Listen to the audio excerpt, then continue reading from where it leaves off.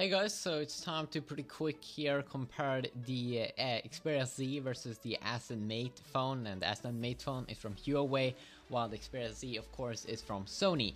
So let's go ahead and start talking about the major advantages I see here with the Xperia Z. The first thing is that it is LTE capable, so you will get faster, download and internet speeds if your, of course, if your carrier supports LTE. The other advantage I definitely can see here is that it's a 5-inch smartphone, which means that it will be easier to pocket, pocket in your effing pocket, because it's kind of hard to do that with the Aston Mate because it's 6.1 inch big.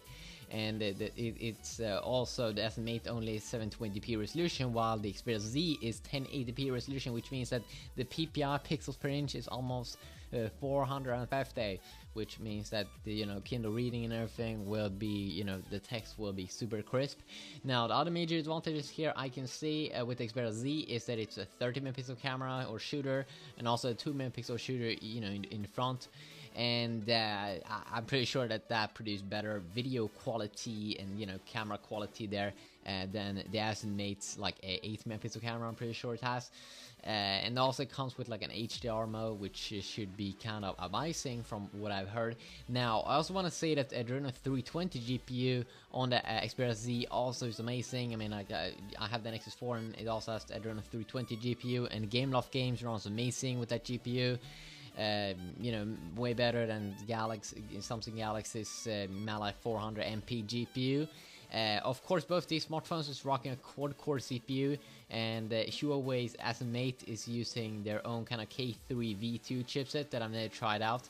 But both are rocking a quad-core kind of CPU, and I haven't actually tried. I'm not sure which one is better because I haven't tried it myself. But if I pick up these two smartphones, then I definitely will be able to make some real hands-on comparison looks, and I kind of like to do that instead.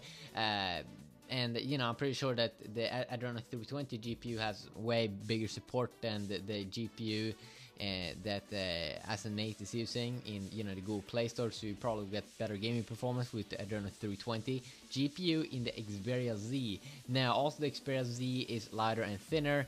It also is water and dust proof, which is some pretty cool stuff that you'll be able to go into your shower with the Xperia Z and text your homies, or just call them. I mean, that's pretty dope. Now let's go ahead and talk about the good things here with the Aston Mate, and some things that why you might want to pick up that one instead.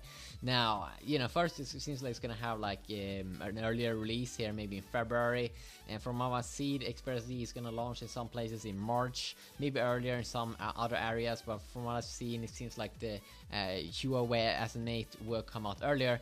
But we do know with Huawei, last year they were gonna release this quad-core smartphone that would be better than Galaxy S3 and all those things, and they unveiled this in like February, and then they had like error delays and everything because they couldn't produce the device. They had some kind of manufacturing problem. So I mean, like I kind of don't rely on Huawei. We'll see here. It could be my first smartphone though that I will pick up because it's a big boy. I like big boy smartphones, like the Galaxy Note 2 is my main smartphone, my main homeboy, and I used the original Galaxy Note for 6 months. So I've been a Galaxy Note boy user for almost a year pretty soon. So that's pretty cool.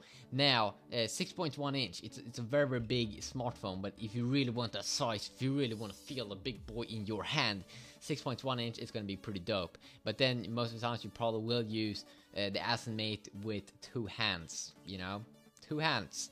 You really want to use it? I'm not sure if it's even pocketable, but that's a pretty good question. Now also, as I said about the CPU, I don't know which one is better, but they both should be pretty decent.